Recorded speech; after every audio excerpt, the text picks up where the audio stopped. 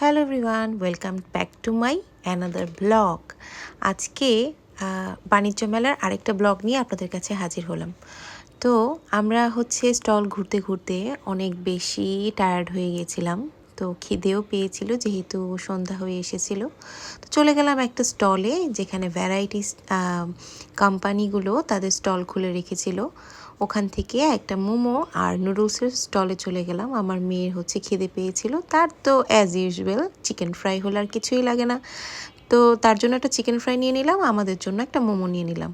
মোমোটা একদমই ভালো ছিল না, বরঞ্চ আমি বাসায় এর চেয়ে ভালো মোমো বানাই।